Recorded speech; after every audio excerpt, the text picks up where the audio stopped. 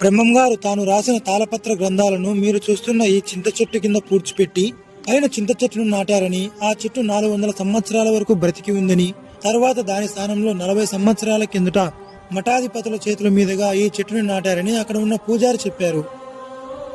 కలియుగాంతంలో ఈ చెట్టుకి మల్లెపూలు కాస్తాయని, బనగానపల్లెకు ఏదైనా కీడు వాటిల్లితే దానికి చీము నెత్తురు కారుతాయని బ్రహ్మం గారు చెప్పారు. ఇది నంద్యాల జిల్లా బనగానపల్లె పట్టణంలో బ్రహ్మం గారికి ఆశ్రయం ఇచ్చిన అచ్చమాంబ గారి ఇంట్లో ఉంది. సాధారణంగా మన ఇండ్లలో 3 లేదా 5 గదులు ఉంటాయి. కానీ ఇక్కడ మాత్రం విచిత్రంగా 23 గదులు ఉన్నాయి.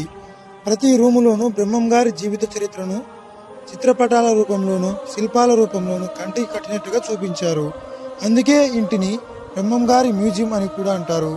పూర్తి వీడియోని చూడాలంటే కింద ఉన్న లింక్ని క్లిక్ చేయండి. ఇంకా మన ఛానల్ని సబ్స్క్రైబ్ చేసుకోకపోతే వెంటనే సబ్స్క్రైబ్ చేసుకోండి.